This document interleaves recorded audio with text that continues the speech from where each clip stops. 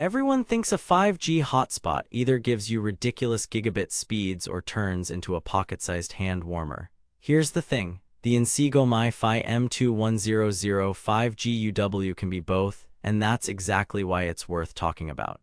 Because in my real-world tests, when used the right way, it outperformed my phone's hotspot by a mile and handled 20+ devices without choking.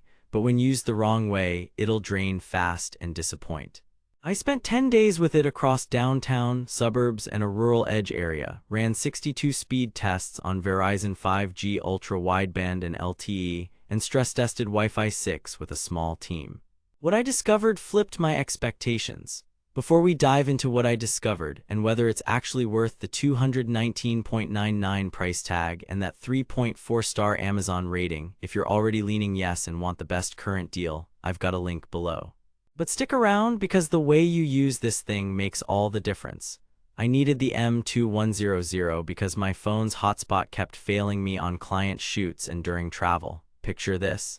A 4K cloud backup creeping along at 8 Mbps, my phone overheating and the team glaring while their laptops time out. I'd tried cheaper hotspots before, fine on paper, unreliable in the field. So the promise here, Verizon 5G ultra-wideband plus 4G LTE fallback, Wi-Fi 6 for up to 30 devices, enterprise-grade security, sounded like the fix. I was skeptical. Verizon's MiFi 5G can be blazing but spotty. Battery claims always sound optimistic, and a $219.99 device with a 3.4-star rating that screams mixed results. Still, I needed something purpose-built that wouldn't torch my phone and could juggle multiple connections without the usual Wi-Fi bottleneck. First test, downtown, within line of sight of a Verizon 5G ultra-wideband node. I set the M2100 on a windowsill, connected my laptop and 2 phones, and ran 5 back-to-back tests. Peaks hit 1.6 to 1.9 Gbps down, 8120 Mbps up, with 1218 ms latency. That's real. Downloads were instant, large files flew, and Teams calls looked pristine. But then the catch: stand half a block away or lose line of sight, and speeds dropped to 200-350 Mbps on mid-band nationwide 5G, still good but nowhere near gigabit. The lesson: MiFi is magic when you're right under it. Plan your spot. Second test: suburban home office with Verizon's nationwide 5G and strong LTE.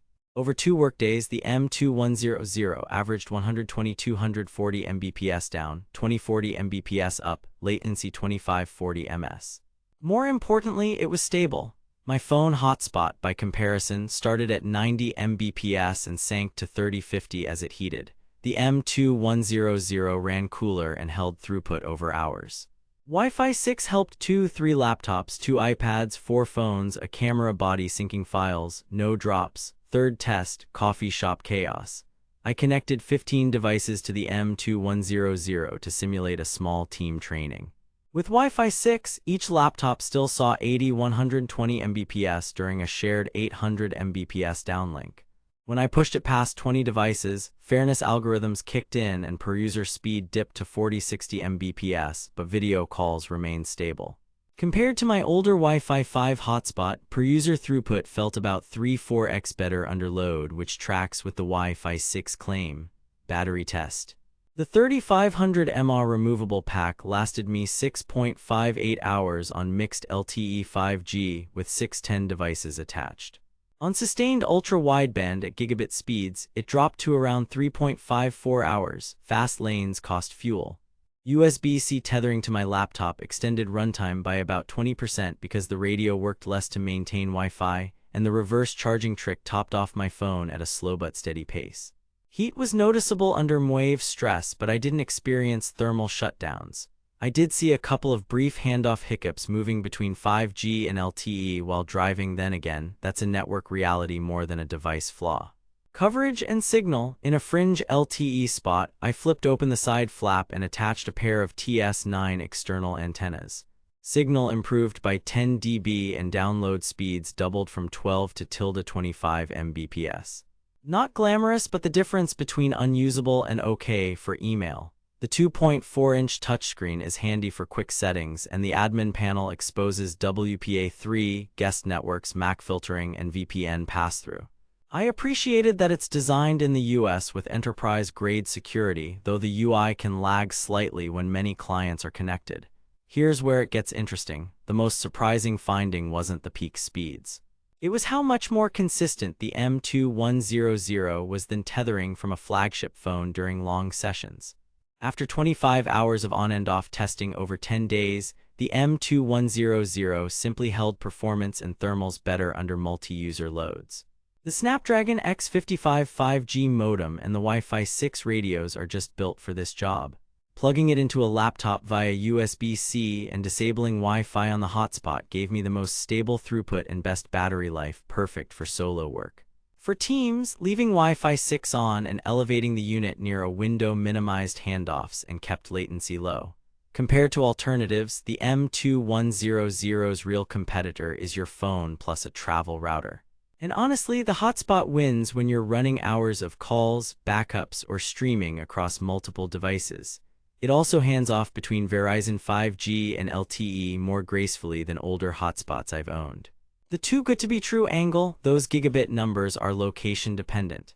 If you're not near Verizon's ultra-wideband coverage, expect 100-300 Mbps most of the time, which is still solid. Also, the Amazon 3.4 rating isn't random. A minority of users report firmware quirks, battery variability, and occasional reboots. I didn't get reboots, but I'd buy with a return window. And note, this is primarily for Verizon. Don't assume cross-carrier use.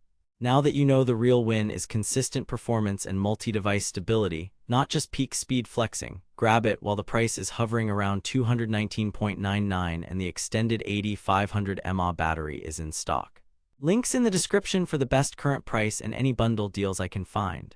Bottom line, the Inseego MiFi M2100 5G UW is a serious tool for remote workers, creators, field teams, and travelers who live in Verizon territory and need reliable, multi-device 5G with Wi-Fi 6. If you're outside Verizon's 5G footprint, need an Ethernet port, or want an unlocked, carrier-agnostic unit, look elsewhere. For everyone else, it beats phone tethering for long sessions, handles 1020 devices gracefully, and delivers the speed when you're near ultra-wideband. Get the placement right, manage power smartly, and this little box punches way above its 3.4-star reputation. Bottom line, use it right and it's a workhorse, not a headline chaser.